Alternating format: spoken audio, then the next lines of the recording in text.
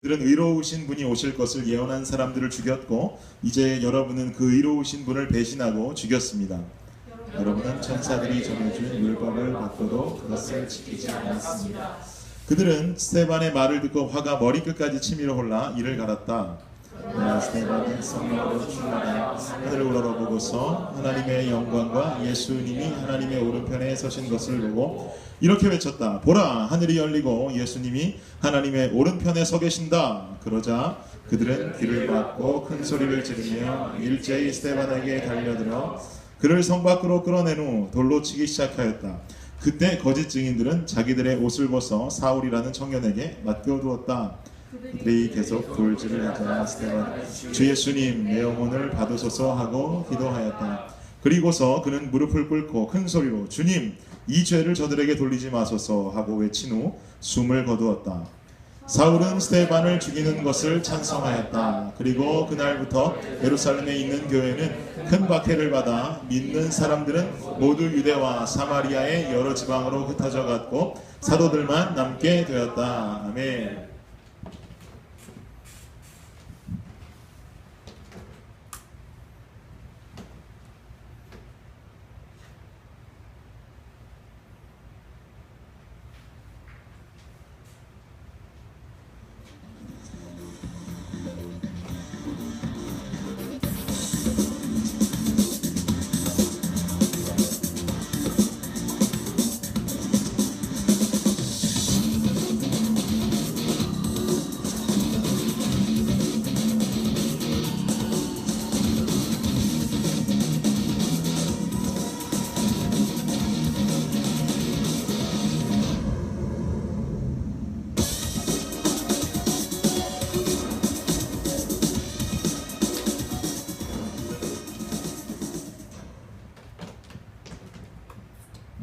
잠시 기도하겠습니다.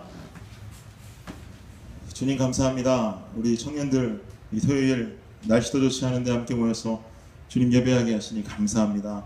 오늘도 우리가 부흥을 외칩니다. 오늘도 우리가 부흥을 바라봅니다. 말씀 속에서 역사하실 주님을 기대합니다. 그 말씀으로 말미암아 죽었던 우리의 삶이 일어나는 살아있는 역사가 일어날 수 있도록 주여 붙잡아 주시옵소서. 감사합니다. 예수님의 이름으로 기도드립니다. 아멘. 득수형제가 참 지난주 설교 예약 잘해주었습니다. 조금만 더 하면 설교해도 손색 없을 정도로 잘해줬습니다. 고맙습니다. 수고 많았습니다. 득수형제가 설교 예약을 통해서 이야기해 주었던 것처럼 우리는 지난주에 스데반 집사라는 사람의 내면을 다루었습니다. 내면을 통해서 은혜를 나누었었습니다. 하나님을 온전히 의지했던 자, 하나님만 온전히 신뢰했던 자, 그러므로 말미암아서 절대로 그의 내면에 감추어질 수 없었던 본성, 주님을 믿고 신뢰함으로 있는 평안함을 관해서 우리가 스데반 집사에 관해서 이야기했었습니다. 누명을 쓰고 궁지에 몰리던 상황이었죠. 어떻게든 살아야만 되고 어떻게든 그 자리를 벗어나야만 되는 그 위기의 상황에도 스데반은 천사의 얼굴을 하고 있었다라는 것이죠. 결국은 공회로 끌려갑니다. 공회로 끌려가게 되고 신문을 당합니다. 하지만 되려 스데반은 그들에게 어떤 예수 그리스도라는 그분이 바로 메시아다. 결국은 복음을 그 공회에서 전달하고 선포하게 되죠. 하나의 긴 설교를 하게 됩니다. 7장 1절부터 그 설교가 이어지는데 오늘 본문은 그 본문의 후반부에 이어지는 설교 마지막 부분과 그리고 그 설교 후에 죽음을 맞게 되는 스데반 집사의 이야기가 등장하게 되는 것입니다. 제가 조장들하고는 한번 나눈 적이 있는데 2주 전인가 집에서 전화가 왔어요. 어머니께 전화가 왔는데 준이라 지금 이 얘기 잘 듣고 우리 며느리한테는 놀라지 않도록, 그 당시만 해도 임산부였으니까 놀라지 않도록 네가 잘 얘기해줬으면 좋겠다. 너도 놀라지 마라. 그러시는 거예요. 그래서 저는 이게 무슨 부모님이 편찮으신가, 집에 무슨 큰 일이 생겼나 보다. 이제 저도 겁을 좀 먹었죠. 엄마 무슨 일입니까? 아직도 저는 어머니한테 엄마라고 부르고 아버지한테 아빠라고 부르는데 엄마 무슨 일입니까? 그랬더니 어머니 하시는 말씀이 우리 윗집에 불이 났어 그러시는 거예요. 우리 윗집에 불이 났어. 며칠 동안 우리 윗집이 많이 싸웠거든. 저희 부모님 사시는 동네가 이 오스틴으로 따지면 라마에서 조금 더 북쪽으로 올라간 저 굉장히 험악하고 위험한 동네 있죠. 그런 좀 험악한 도시, 달라스로 따지면 그런 곳에서, 오스틴으로 따지면 그런 곳인 달라스에서 살고 계세요. 그러니까 하루도 좀 안심할 수가 없어요. 동네가 좀 위험하니까. 근데 위에 층이 계속 싸우는 것을 저도 알아요. 가끔 달라스 집에 놀러 가면 위에서 그렇게 싸우고 쿵쾅쿵쾅거리고 도대체 뭘 바닥에 떨어뜨리든지 꽝꽝 소리가 나고 막 그래서 엄마 좀 이사 가면 좋겠다 맨날 그랬거든요. 근데 딱 저희 가게에서 뒷문 열고 나와서 담벼락 하나 있고 건너보면 바로 우리 집이 보입니다. 그 아파트가 우리 집이 2층인데 바로 딱 우리 집 뒷문 열고 나오면 2층이 딱 보여요. 그러니까 제 동생이 좀 장애가 있거든요. 그래서 네 동생이 무슨 일이 있을지 어떻게 알아? 우린 이 집이 좀 후졌고 안 좋은 동네지만 우리에겐 천국 같은 곳이야. 우리 그냥 여기 살랜다 맨날 이렇게 말씀하시곤 좀 그렇게 불안한 동네에 살고 계셨어요. 근데 며칠 동안 그렇게도 윗집이 계속 또 싸우더라는 거죠. 하루는 동생한테 전화가 왔는데 엄마 윗집에서 많이 싸워. 제 동생이 그렇게 전화를 한 거예요. 그랬더니 엄마가 윗집 싸우는 거 뭐 하루 이틀 일이니 혜린아, 그냥 싸우는 거니까 걱정하지 말고 우리 집에 피해 안 주니까 놔둬라 그랬어요. 그랬더니 제 동생이 하는 말이 근데 엄마 이상하게 연기가 나 그러더라는 거예요. 그래서 엄마가 연기가 나 깜짝 놀라서 뒷문을 열고 나가서 봤더니 이미 저희 집 위에 층이 불이 활활 타오르고 있었어요. 그러니까 엄마가 깜짝 놀랐죠. 혜린아 빨리 뛰어나와, 빨리 뛰어나와, 지금 빨리빨리 뛰어나와. 그랬더니 제 동생이 막 뛰어나오고 저희 엄마도 그 옆으로 해갖고 저희 집 앞으로 갔더니 이미 소방차 막 도착하고 노란 색깔 줄 다 쳐 있고 제 동생은 가까스로 탈출을 해서 나왔어요. 얼마나 놀랐겠습니까? 소방차가 물을 뿌려대기 시작했습니다. 제가 불난 그 장면을 제 어머니께서 15초간의 영상으로 저게 보내주셨는데 이건 뭐 굉장히 큰 불이 났었더라고요. 그 옆집들은 다 타서 모든 피해를 다 입었고요. 저희 집까지 불이 옮겨 붙을 그 시점에 이제 막 소방차가 껐는데 문제는 우리 집까지 불이 붙진 않았지만 어마어마한 물을 뿌려대는 바람에 저희 집이 물바다가 되어버렸습니다. 옷도 다 젖고요, 가구도 다 젖고요, 침대도 다 젖고요. 도저히 뭐 하나 우리 재산으로 가지고 나올 수 있는 게 도무지 없는 거예요. 그 와중에 저희 부모님이 생각나신 게 집에 현금이 있었대요. 보통 한국은 은행에 돈을 넣으면 이자를 주잖아요. 미국은 은행에 돈 넣어놓으면 돈 더 관리했다고 돈 달라고 그러더라고요. 그래서 어머니가 짜증난다고 맨날 돈을 집에 두세요. 그러니 이게 막 불이 나고 물을 뿌려댔으니까 얼마나 그게 걱정이 되시겠어요. 그래서 이제 그 돈 가지러 들어가야 되니까 이제 막 소방수들한테 우리 들어가야 된다 그랬더니 소방수들은 안 된다, 3층 무너지면 너네 죽는다. 계속 막 이제 옥신각신하다. 아버지가 내가 확인할 게 있다, 돈도 돈이지만 집에 저희 부모님 환갑잔치 때 저랑 아내랑 막 벽에다가 포토월처럼 막 붙여, 우리 왕가의 밤 할 때처럼 흑백으로 막 붙여놓고 예쁘게 꾸민 것을 환갑이 지난 지가 1년이 넘었는데도 아직도 붙여놓고 계셨어요. 그게 너무 좋으셨었나 봐요. 그 종이 한 장이라도 그리고 애들 사진이라도 좀 내가 봐야겠다. 그래서 아버지가 그 아비규환의 상태로 들어가는데 소방수들 7명을 대동하고 들어갔습니다. 혹시나 무슨 일이 생길까 봤어요. 들어갔더니 정말 이제 집은 물바다가 되어 있고 건질 것 하나 없고 다행히 돈은 안전이 있어서 그 돈은 꺼내오시고 사진 몇 장과 중요한 것들을 꺼내오셨어요. 그 이야기를 듣고 제가 그랬습니다. 엄마, 우리 보험이 미국은 잘 돼 있으니까 우리 렌털 인슈런스 다 들었죠? 다 보상해 줄 거예요. 그랬더니 엄마가 그렇겠지 그랬는데 하루 이틀 있다 전화 오셨는데 야, 아무것도 보상 안 된대. 이유는 아파트 측 잘못이 아니라 3층 그 싸우던 사람들이 결국 방화했던 거예요. 그래서 이 방화 사건이고 범죄라 이게 보상이 안 된다고 하네 라고 말씀하시는 거예요. 이미 뭐 마음이 뭐 완전히 다 문드러지셨죠. 저도 그 이야기를 듣고 상당히 상심이 컸어요. 그러고 나서 제가 그날 너무너무 많이 아팠습니다. 신경을 너무 많이 쓴 거죠. 많은 것을 보상받을 수 없고 보상해준다는 단체가 왔는데 적십자예요. 이름만 들어도 뭔가 구제단체잖아요. 기분이 뭔가 이상하고, 집에 들어가서 잘 수 없으니까 호텔 잡아서 자라고 600불짜리 데뷔카드 한 장 주었다네요. 그게 다 보상의 전부였어요. 그리고 새 집을 찾아서 들어갈 때 적십자에 있는 중고 가구들을 좀 주겠다. 이게 다였어요. 너무 화도 나고요.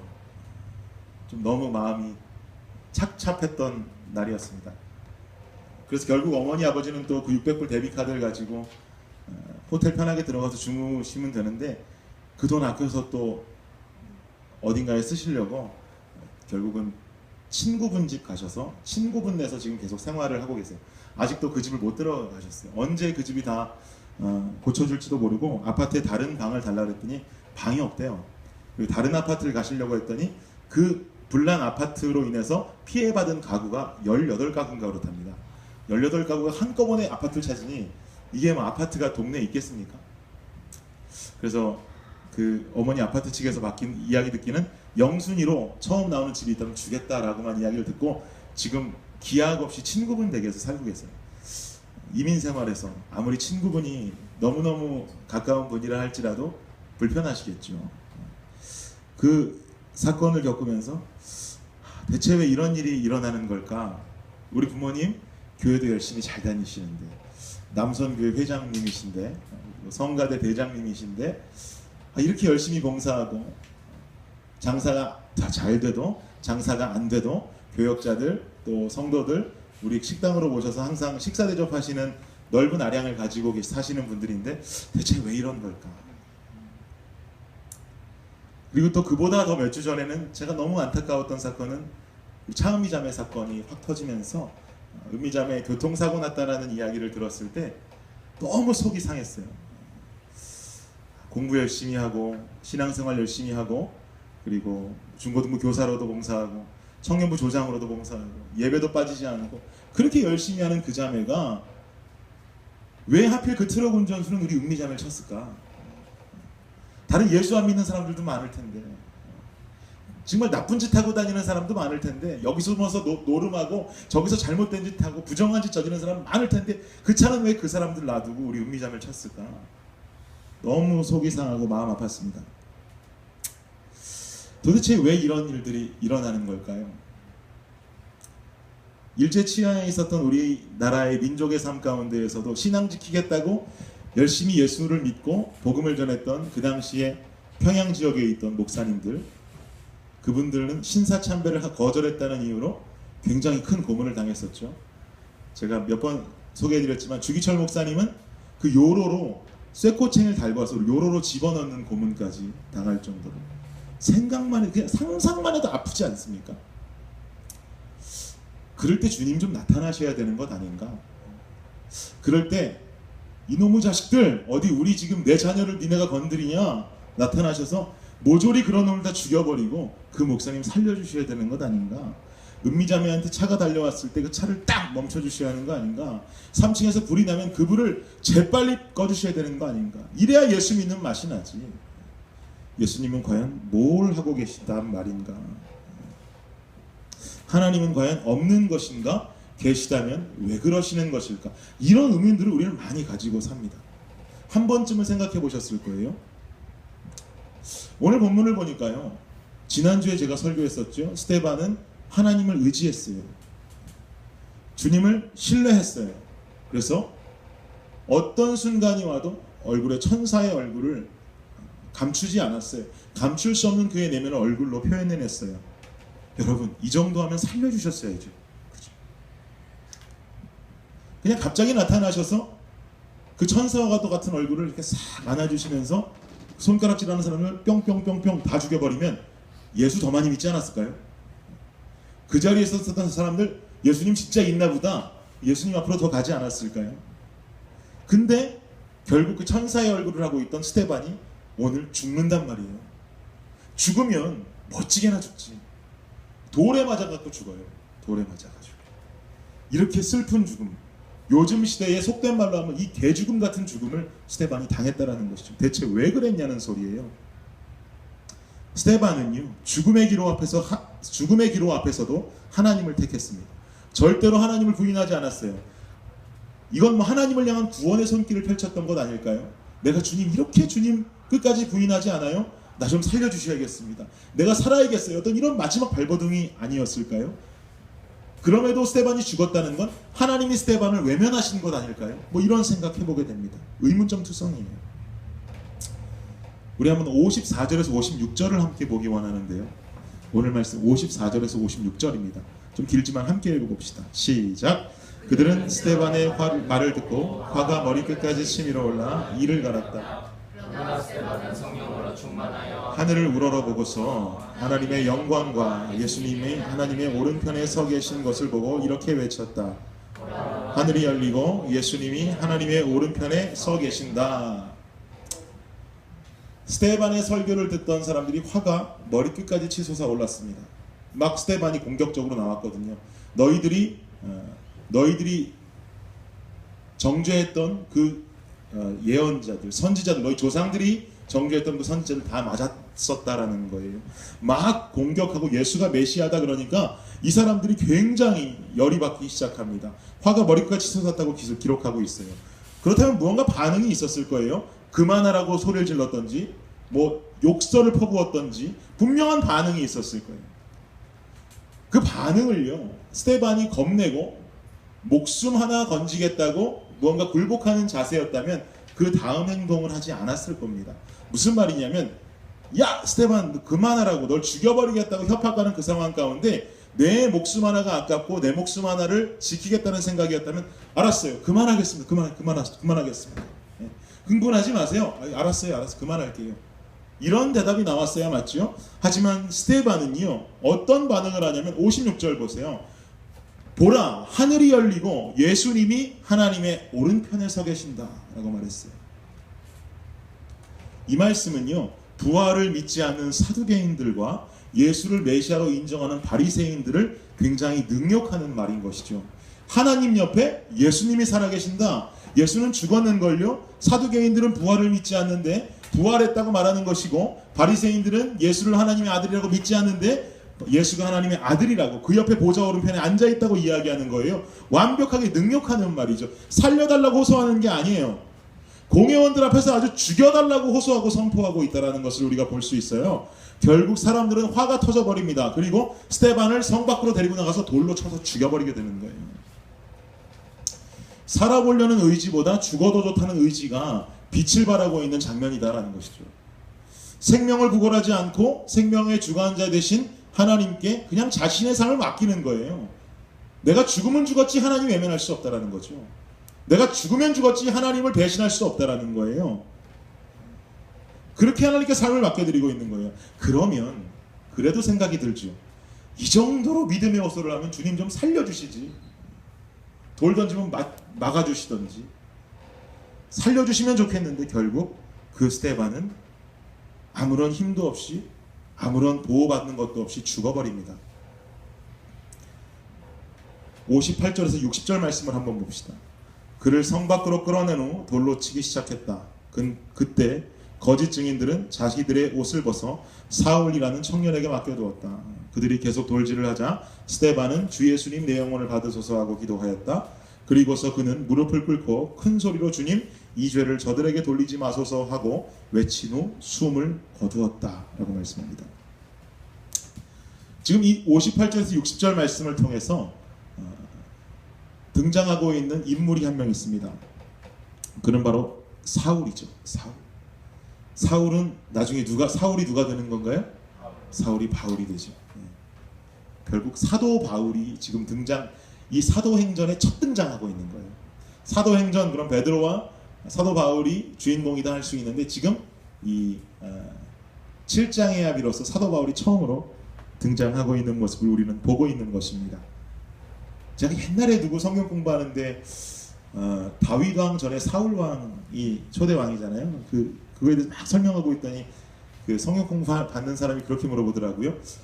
그럼 이 사울이 언제 바울이 되나요? 그렇게 이야기하더라고요.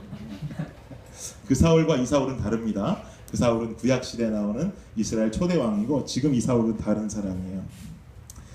이 사울이 스데반의 죽음에 공모했던 인물이었다라는 것이죠. 그것도 중심에 서 있던 인물이에요. 그의 앞에서 스데반이 죽어가고 있어요. 그런데 이 사울은요, 바울이 되기 전에 사울의 모습은 여러분 잘 아시다시피 유대인이었고 바리새인이었었고 헬라파 유대인이었었고요. 결국은 초대교회 예수 믿는 사람들 모조리 다 붙잡아다가 정죄하고 핍박하던 사람이 바로 사울입니다. 근데 이 사울이 결국은 나중에 예수님을 만나게 되고 완벽하게 변화되어서 십자가의 전달자로 결국 거듭나게 되는, 그러므로 사울이라는 이름이 바울로 바뀌고 앞에 사도가 붙어서 사도 바울로 명칭하게 되는 것이죠. 하지만 지금 이때는 변화하기 전이에요. 그래서 지금 스데반을 죽어가고 있는 스데반을 죽이는데 공모했던 자이고 앞장서 있던 자인데, 이 사람이 지금 스데반이 죽는 모습을 보고 있단 말이에요. 그런데 스데반이 죽는 모습을 통해서 사도 바울 가운데 어떤 생각이 드냐면 참 특이한 거죠. 누구나 돌로 치고 사람을 죽이면 살려달라고 애원하는 게 맞아요. 그죠? 무언가 자기가 지금까지 핍박해오던 유대인들, 핍박해오던 기독교인들은 살려달라고 호소했었을지도 몰라요. 그만 때리세요, 그만 때리세요 했을지도 몰라요. 희한하게도 이 스데반이라는 사람은 돌에 맞아 죽어가는 끝까지 살려달라는 소리는 단 한 번도 하지 않습니다. 되려 뭐라고 이야기했었어요? 주 예수님, 내 영혼을 받으소서. 또 한마디가 걸작이죠. 주님, 이 죄를 저들에게 돌리지 마옵소서. 이게 무슨 충격적인 이야기냔 말이죠. 그 이야기를 하면서 죽음의 길로 들어서고 있는 한 신앙인의 모습을 바울이 눈으로 보고 있는 것입니다. 사울이라는 사람의 심령에 첫 번째 의문점을 만들어준 사건일지도 모르겠어요. 예수가 뭐길래? 과연 저 스데반이 믿는 예수가 뭐길래? 얼마 전까지 내 곁에 있었던 예수 믿지 않았던 유대교도로 있을 때는 그냥 우리 헬라파 유대인 중에 한 명이었었는데, 지성도 넘쳤고 똑똑했던 그 친구였는데 어떻게 예수를 믿더니 얘가 죽어가는 그 순간에도 살려달란 말 한마디 없이 돌에 맞아 죽으면서도 돌로 치는 그 사람들에게 죄가 없다고 주님 용서해달라고 호소하는가, 마음속에 의문이 들었을지도 모릅니다. 이렇게 스데반은 죽습니다. 스데반이 죽고 난 뒤에 초대교회의 모습은 어떻게 되었을까요? 초대교회의 첫 번째 순교자였어요. 순교자가 나왔으니까 예수님께서 초대교회의 안위를 지켜주셨을까?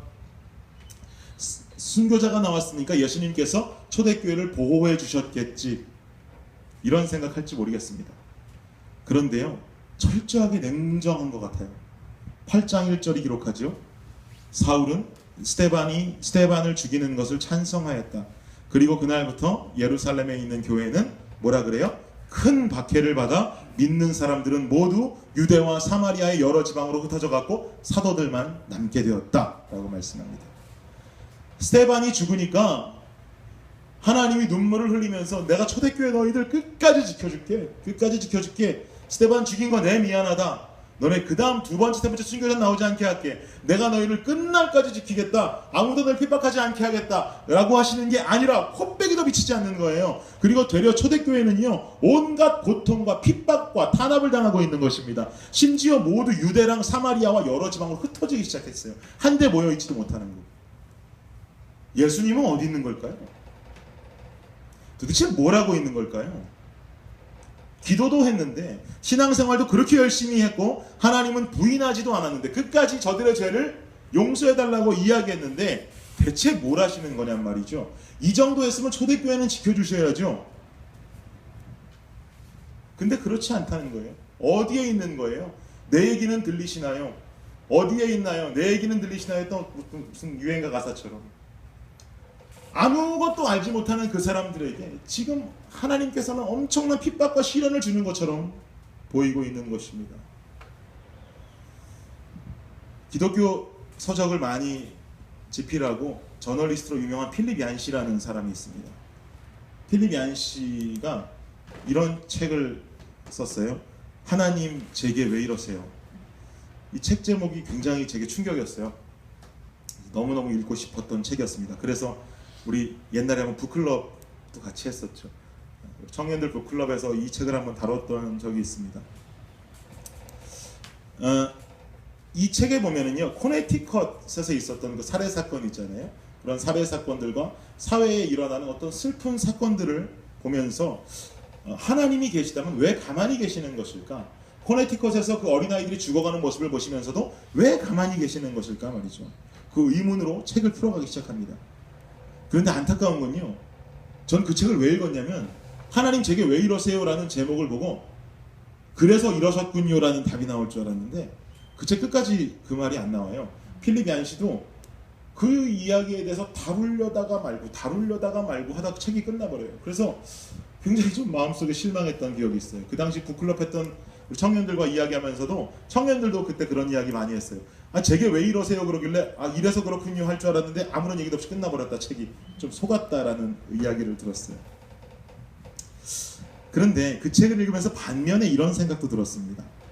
필립 얀시도 그 사실의 대답을 모르는 것이 어쩌면 맞겠다라는 생각이 들었어요. 모르지. 당연히 모르지. 주님만 아시지. 그러니까 이 사람도 제목은 거창하게 써놓고 결국 답을 찾지 못했구나라는 생각을 했어요. 그런데요, 오늘 성경을 보니까 오늘 성경이 말하는 한 가지 정확한 답은 있는 것 같습니다. 그리고 그 답이 우리 삶을 괴롭히는 문제들의 탈출구가 되기를 간절히 원합니다. 스데반의 죽음으로 초대교회는 핍박이 몰려왔습니다. 탄압이 몰려왔습니다. 근데 우리 다시 한번 8장 1절을 봅시다. 8장 1절 말씀 한번 띄워주세요. 8장 1절입니다. 사울은 스데반을 죽이는 것을 찬성하였다. 그리고 그날부터 예루살렘에 있는 교회는 큰 박해를 받아 믿는 사람들은 모두 뭐라고 쓰여 있습니까? 유대와 사마리아의 여러 지방으로 흩어져 갔고 사도들만 남게 되었다. 성경이 참 재미있는 게요, 사도행전 8장 1절은 이렇게 말하는데 사도행전 8장 1절이 아니라 거꾸로 1장 8절을 보면 이렇게 나와 있어요. 1장 8절 보여주시겠어요? 예수님께서 승천하시기 전에 주신 최후의 제자들을 향한 지상 명령입니다. 그러나 성령님이 너희에게 오시면 너희가 권능을 받아 뭐라 그럽니까? 예루살렘과 온 유대와 사마리아와 땅끝까지 이르러 내 증인이 될 것이다. 8장 1절은 초대교회가 핍박을 받고 탄압을 받아 성도들이 흩어졌고 흩어진 지역이 어디라 그래요? 유대와 사마리아와 여러 지방으로 흩어졌다. 1장 8절 그 앞서서 예수님이 명령하신 것은 너희는 오직 권능으로 세례를 받아 성령이 너희에게 마시면 너희가 세례를 받아 온 유대와 사마리아 땅끝까지 이르러 내 증인이 되리라. 뭔가 연관성이 있지 않아요? 똑같은 지역을 말해요. 1장 8절에서 예수님이 명령하시길 너희는 예루살렘과 온 유대와 사마리아와 땅끝까지 가라라고 말씀하십니다. 그리고 8장 1절에서 말씀하시기는 기록하기는 박해를 받은 사람들이 유대와 사마리아와 여러 지방으로 흩어졌다고 이야기해요. 여러분 무슨 말일까요? 사도행전 처음 시작하면서 예수님께서 이 제자들에게 마지막으로 명령하신 것은 얘들아 너희 은혜 받았지? 너희 뜨거워졌지? 그러면 너희들 흩어져서 땅끝까지 이르러서 복음 전해라. 유대와 사마리아와 땅끝까지 이르러서 너희들 내 증인이 되어야 된다라고 말씀하셨어요. 그런데 은혜 받고 뜨거운 성령을 체험한 초대교인들은 참 안타까웠던 것이 물론 참 좋은 것 중에 하나일 수도 있는데요, 이들이 모여들기 시작했고 내 공동체, 내 가족들, 내 교회 중심으로 뭉치기 시작했어요. 그리고 그 중심으로 성장하기 시작했어요. 그리고 그 덩어리만 점점 1000명, 2000명, 3000명 커지고 있어요. 그런데 흩어질 생각은 하지도 않고 있는 거예요. 분명한 하나님의 명령이 있는데 주님께서 분명히 명령하셨는데 그 명령은 지킬 생각도 않고 점점 그 덩어리만 커져가고 있어요. 하나님 원하셨던 건 그게 아니라는 것이죠. 그 초대교회가 받은 은혜도 좋고 성장하는 것도 좋고 수가 많아지고 부흥하는 것도 참 좋은데 주님께서 원하셨던 것은 그래 이제 됐다, 이젠 흩어져야 된다라는 거예요. 유대와 사마리아와 땅끝으로 나가서 복음 전해야 되고 증인이 돼야 된다라는 거예요. 이게 하나님의 뜻이에요. 그런데요, 결국 하나님께서는 이 스데반의 죽음으로 인해서 더욱 유대 교도들을 격앙시켰어요. 더 화나게 했어요. 뭐? 예수님이 하나님 곁에 있어? 우리 사두개인들은 부활을 인정도 하지 않는데 예수는 죽은 거지 어디 있어? 우리 바리새인들은 예수님은 절대로 하나님의 아들이 아니라고 생각하는데 대체 예수님이 어디 있단 말인가라고 이야기를 생각하면서 점점 격앙되고 흥분하고 있었다라는 것이죠. 그리고 초대교회를 더욱 핍박하게 만드셨어요. 그리고 그들로 하여금 결국 흩어지게 만드셨어요. 유대와 사마리아와 여러 지방으로 흩어지게 만드셨어요. 우리는요, 이 사건이 초대교회의 위기라고 생각합니다. 초대교회에 닥쳐온 어떤 핍박이라고 생각합니다. 하나님은 왜 지켜주시지 않지? 도대체 왜 하나님은 이 사람들을 지켜주시지 않고 궁지로 몰아넣으시지? 스데반은 왜 돌에 맞아서 죽어버리게 하셨지?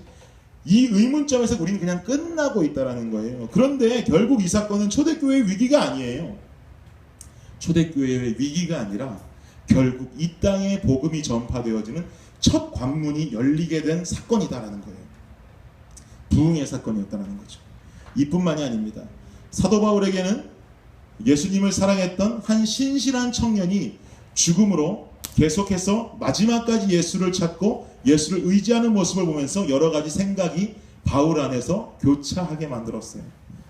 그 사울이라는 자의 냉혈하고 그 냉정한 그 마음 가운데 뿌려진 순교자의 첫 번째 그 씨앗이 바울의 마음 가운데 어떤 요동을 주었을지 모릅니다. 바울은 하나님을 믿던 사람이었을까요? 안 믿던 사람이었을까요? 믿던 사람이죠. 자꾸 바울이라고 그러는데 지금은 사울이죠. 사울은 하나님을 믿던 사람입니다. 당연히 아주 잘 믿던 사람이에요. 유대인이었으니까. 하나님은 잘 믿었지만 유대교와 기독교의 차이는 둘 다 하나님을 믿지만 예수를 인정하는가 예수를 인정하지 않는가의 차이가 보여집니다. 바울은 예수를 안 믿었지만 하나님은 잘 믿던 유대인이에요. 하나님은 잘 믿었지만 예수가 메시아가 아니라고 생각했고요. 예수 믿는 자들을 붙잡아서 핍박하는 것이 하나님의 뜻이다 라고 생각했어요. 왜냐하면 예수가 메시아가 아니니까. 내 아들도 아닌 자를 믿고 있는 그 사람들을 잡아서 핍박하는 것, 그것이 바로 하나님의 뜻이라고 생각했어요. 그런 그가 기독교인을 잡으려고 다메섹으로 가는 길에 하나님을 만나게 됩니다. 그리고 하나님께서 그 바울에게 이렇게 말씀하시게 돼요. 뭐라고 말씀하시냐면 바울아 네가 왜 나를 괴롭히느냐 라고 말씀합니다. 바울은요 그전까지 내가 하나님의 일을 잘하고 있다고 생각했을 거예요. 하나님을 잘 믿고 있다고 생각했을 거예요. 그런데 바울아 도대체 네가 왜 나를 괴롭히냐고 지금 하나님께 자신이 상상하지도 못한 화를 듣고 있습니다. 바울은 이때 누가 생각났을까요? 저는 확신하기를 바로 이때 천사의 얼굴을 하고 죽어갔던 스데반이 생각났을 것이라고 확신합니다. 그 자리에서 주님 앞에 엎드려 줄 수밖에 없는 것이죠. 그때 왜냐하면 바울이 묻게 됩니다. 당신은 누구십니까? 그 음성 속에서 하나님이 대답하시기를 내가 바로 네가 핍박하는 예수다 라고 이야기하십니다. 예수님, 그 예수를 듣자마자 분명히 바울의 마음 가운데 첫 번째로 뿌려졌던 순교의 씨앗 스데반이 분명히 떠올랐을 것입니다. 스데반은 죽었습니다. 그러나 그의 죽음은 초대교회와 세계 인류에 지대한 영향력을 미치게 되었습니다. 복음이 이방 땅을 향하여 흩어지게 만들었고요. 사울이 바울 되는 역사적인 순간에 중요한 메시지를 장식하게 됩니다. 여러분, 여러분의 삶은 어떻습니까? 대체 왜 이런 일이 내게 일어나는지, 왜 나만 죽을 것 같은지, 왜 나만 힘든지, 남들은 다 잘 살고 남들은 아무 걱정 없고 평안하게 사는 것 같은데 왜 이렇게 이런 문제와 고통들은 내 삶 가운데만 일어나는 것 같은지, 필립 얀시의 책 제목처럼 하나님은 도대체 내게 왜 이러시는지 이런 의문을 갖고 살지 않습니까? 여러분, 우리는요 세상의 관점을 벗어버릴 필요가 있습니다. 영적인 눈을 떠야 되는 것입니다. 지금 내 삶 가운데 왜 도대체 이런 일들이 일어나고 있고, 주님 도대체 왜 내게 이런 시련들을 허락하셨고, 왜 나는 도대체 이렇게 죽을 것만 같은 고통 속에 있는지, 우리는 세상의 눈을 뜨고 바라본다면 절대로 초대교회의 부흥과 그들의 흩어지는 역사를 바라볼 수가 없어요. 세상의 관점만 바라본다면 대체 잘 믿고 잘 의지했던 스데반이 왜 죽었는지에 대한 의문만 있어요. 하지만 영적인 눈을 뜨게 될 때 그 안에 초대교회가 이방 땅으로 흩어지는 역사적인 순간을 바라볼 수 있게 됩니다. 우리의 삶 가운데 왜 대체 내게 이런 일이 일어나는가? 왜 하나님 내게 이러시는가? 자문하고 자문할 때마다 여러분, 여러분의 신앙관에 마음에 손을 얹고 생각했을 때 절대로 그 의문점에서 끝나면 안 된다는 거예요. 분명히 하나님은 내게 어떤 뜻을 가지고 계실까? 이 사건을 통해서 무슨 말씀을 내게 하고 싶은 것일까? 혹은 이 사건을 통해서 저 친구에게 무슨 말씀을 하고 싶은 것일까? 어떤 주님의 영적인 눈을 뜨고 우리의 삶을 바라볼 수 있는 자세가 되어야 된다라는 것이죠. 그러니까요, 분명히 힘든 일이 일어날수록에 우리는 예수를 떠날 수가 없는 겁니다. 힘들 때일수록, 죽을 것 같을수록 주님 앞에 나와야 되는 거예요. 그럴수록에 주님 앞에 나오지 않으면 주님의 일하심을 바라볼 수가 없어요. 영적인 시각을 뜰 수가 없어요. 그냥 내게 왜 이러냐고 한탄만 하다가 끝나는 삶이 되어버린다라는 것이죠. 가끔 삶이 힘들다고, 지쳐있다고, 도저히 일어날 수 없다고 교회를 등한시하는 청년들을 만날 때가 있습니다. 마음이 안타까워요. 도대체 저 영혼들은 어디서 평안을 얻고 있을까? 이런 생각을 합니다. 어디서 답을 찾을까? 제가 그들을 사랑하기 때문에 그렇겠죠. 뭔가 평안을 얻기 원하고, 지금 이 위기 상황에서 분명히 하나님 전하실 메시지를 듣기 원하는데, 그래야지 평안이 찾아오는데, 평안을 교회와 주님 안에서 찾지 않고 자꾸 바깥에서 찾으려고 하고요. 무언가 바깥에서 해결하려고 하고요. 한시라도 쉬고 한시라도 일에 매달리면 모든 것이 다 해결될 것 같지만 결국은 그렇지 않잖아요. 그렇지 않음에도 불구하고 그냥 세상에 매달려서 세상의 관점만 가지고 빨리 이 상황을 벗어나려는 청년들을 볼 때가 있다라는 것입니다. 우리는요, 그럴수록 주님 음성에 세미하게 귀를 기울여야 되는 것입니다. 우리는 그럴수록 세미하게 주님을 바라보아야 되는 것입니다. 이게 바로 중요한 부분이 되는 것입니다. 초대교회 핍박으로 흩어짐이 없었다면 오늘 우리는 예수를 모르는 복음의 불모지에 살고 있는 한 명의 동양인밖에 될 수 없어요. 분명히 초대교회를 향한 핍박이 있었고 스데반의 죽음이 있었기 때문에 그들이 이방 땅으로 흩어졌고, 그 복음이 아시아를 향해서 왔고, 결국 우리의 조상들이 예수를 믿었고, 그리고 우리가 그 복음을 받고 살 수가 있게 되는 것입니다. 결론을 맺겠습니다. 저희 집에 난 화재로 우리 온 가정이 며칠 동안 시리에 빠졌었습니다. 아, 왜 이런 일이 일어나지? 도대체 이 일은 왜 일어나는 것이지? 라고 계속해서 자문했습니다. 그런데 하나님 제게 그런 말씀 주셨어요. 네가 청년들에게 매일같이 외치고 있는 게 뭐냐? 라는 음성을 주셨습니다. 부흥이죠, 주님. 부흥. 부흥이 뭐야? 죽을 것 같고 힘들어서 미칠 것 같은 그 상황에 다시 일어나는 것, 그게 부흥이라고 청년들을 가르쳤습니다. 너 어때? 라고 제게 말씀하시는 것 같았어. 입만 살아서 떠들지 청년들의 삶 하나라도 헤아려 보려고 노력했니? 얼마나 그들이 힘든지 네가 한번 헤아려 봤어? 네 삶에 지금 이 힘든 일 가지고 이렇게 눌려있고 넘어져 있고 몸살에 걸려서 아프다고 누워있고 전화통 붙잡고 엄마 목소리 들으면서 울고 있고 하는 네 모습이 부흥하는 삶이냐라고 제게 여쭤보셨습니다.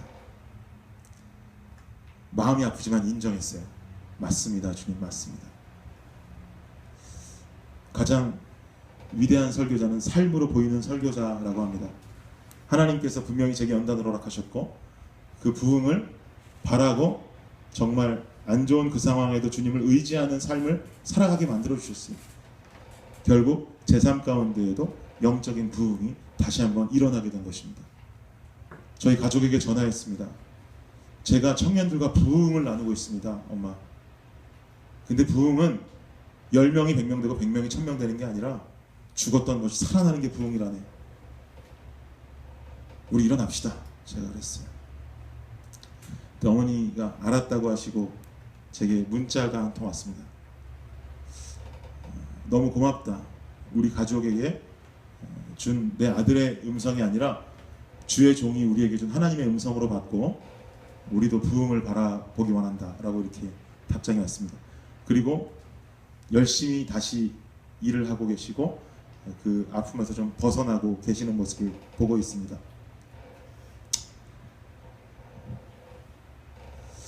뭔가 영적인 회복이 필요하다라는 우리 가정을 향한 메시지였어요. 말씀대로 살아가야 하는 명령이었어요. 삶의 문제는요, 여러분, 하나의 씨앗인 줄을 믿으시기 바랍니다. 씨앗은 분명한 열매를 맺게 되어 있습니다. 씨앗을 심으면 열매가 맺어지게 되어 있어요.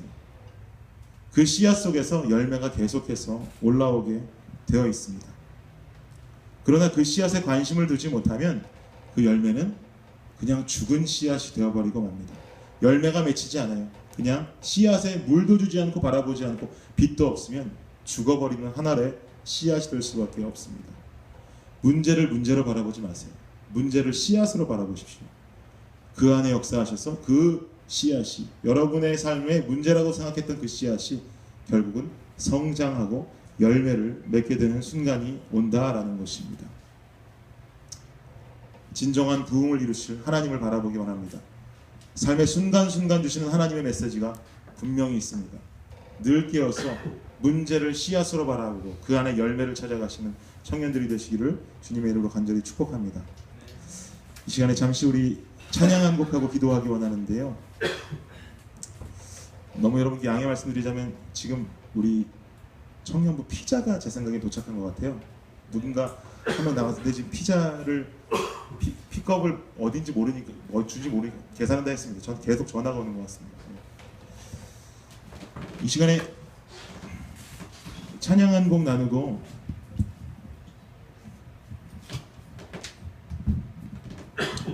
기도하기 원하는데요.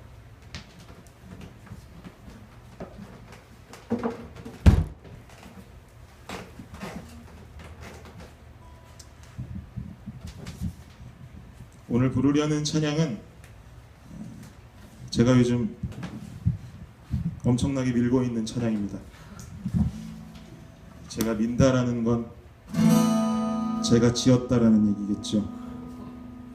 근데 이 찬양이 왜 제게 소중해졌냐면 어머니네 집에 불이 나는 고주 전주에 제가 찬양팀에게 콘티를 보냈는데 이 찬양을 제가 지어서 보냈었습니다.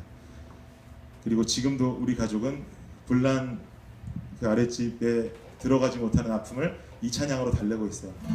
여러분, 우리가 세상의 관점을 벗어버리는 것이 중요합니다. 우리 삶 가운데 분명히 부흥이 올 것이다라는 기대와 소망이 분명하게 있어야 됩니다. 그러지 않고서는 우리의 삶에 절대로 부흥이 일어나지 않습니다. 저도 그냥 당연히 부흥을 이루며 사는 줄 알았는데 저도 여러분과 똑같은 그냥 부족한 한 인간이었더라고요. 하지만 그 부흥을 바라보는 사람으로 다시금 일어날 수 있었습니다. 여러분도 여러분 삶 속에서 세상의 관점을 벗어버리고 온전히 하늘을 바라보는 여러분이 되기를 간절히 원합니다. 이 시간에 잘 익숙하지 않으시겠지만 가사 보시면서 찬양하기 원합니다. 뒤에 누가 PPT를 좀 넘겨주셔야겠네요. 하늘 바라보라, 하늘 바라보라, 삶의 그 자리에서 소망이 사라져버린 그 자리,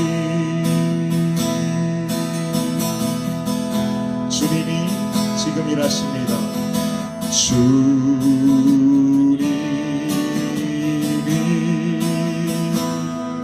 지금 일하시네. 전능하신 주 앞에 엎드려 주님만 바라보리라.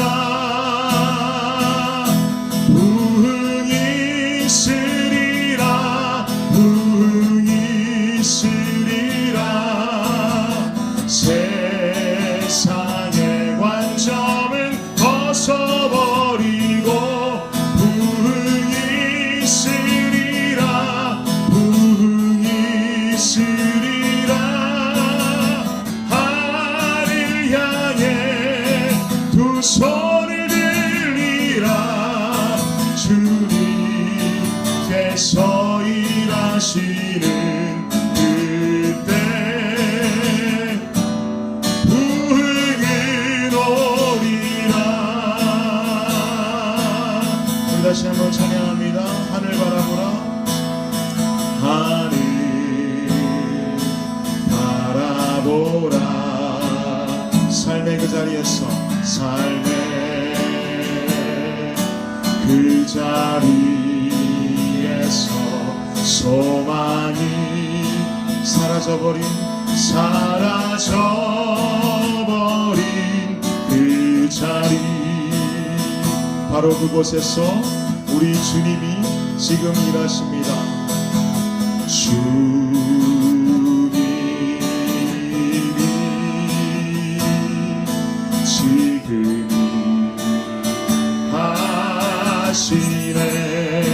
전능하신 주 앞에 엎드려 주님만 바라보리라. 부흥이 있으리라. 부흥이 있으리라. 부흥이 있으리라. 세상의 관점을 벗어버리고 부흥이 있으리라. 부흥이 있으리라. 하늘 향해 두 손을 들리라. 주님께서 일하시는 그때 부흥을 오리라. 부흥이 있으리라. 부흥이 있으리라. 부흥이 있으리라. 세상의 관점을 벗어버리고 부흥이 있으리라. 부흥이 있으리라. 하늘 향해 두 손을 들리라. 주님께서 일하시는 그때 부흥이 올 것입니다. 부흥을 오리로. 다시 한번 부흥이 있으리라. 부흥이 있으리라. 부흥이 있으리라. 세상의 관점을 벗어버리고 부흥이 있으리라. 부흥이 있으리라. 하늘 향해 두 손을 들리라. 주님께서 일하시는 그때 부흥을 오리라. 이 시간에 우리 기도하기 원하는데요, 여기 가사에 보면 세상의 관점은 벗어버리고 부흥이 있을 것인데 뭐라고 말하냐면요, 하늘 향해 두 손을 들리라. 온전히 우리가 주님 향해 두 손을 들고 우리의 삶의 문제를 주님께 맡겨드릴 때 그때야 비로소 주님이 일하시고 부흥이 올 것이다 라는 가사로 만들었습니다. 여러분, 우리의 삶이요, 세상의 관점을 벗기 원합니다. 세상의 관점은 그냥 스데반의 죽음에 집중하게 만듭니다. 왜 죽였지? 도대체 왜? 무슨 죄가 있다고 죽였을까? 이 생각밖에 할 수 없게 만듭니다. 하지만 그 안에 숨어있는 영적인 눈은요, 무엇을 말하냐면 초대교회의 부흥을 말합니다. 초대교회의 흩어짐을 말합니다. 복음이 이방 땅을 향하고 이방 땅을 향한 복음이 지금 우리를 이 땅에 살게 만들고 우리를 이 교회로 향하게 만들고 예수를 믿는 구원받은 백성으로 만들었습니다. 그것이 바로 스데반 죽음의 이면 가운데 있는 하나님의 일하심입니다. 그것이 바로 부흥입니다. 여러분 삶에 어려움이 있습니까? 여러분 삶에 문제가 있습니까? 여러분, 그럴수록의 세상의 관점을 버리십시오. 여러분, 문제만 급급하지 말고 우리 목사님 자주 말씀하시듯이 프라블럼에 속해 있는 눈이 아니라 프라미스를 바라볼 수 있는 우리의 삶이 되기를 간절히 원합니다. 그로 인하여서 여러분의 삶이 부흥을 이루는 그런 삶이 되기 원합니다. 지금 이 시간에 기도하실 때 주님, 나의 삶을 붙잡아 주시고 온전히 부흥을 이루옵소서. 나의 삶의 문제가 씨앗이 되고 열매 맺게 하옵소서. 이 시간에 간절히 주님 앞에 기도하며 나아가겠습니다. 기도하겠습니다. 주님 감사합니다.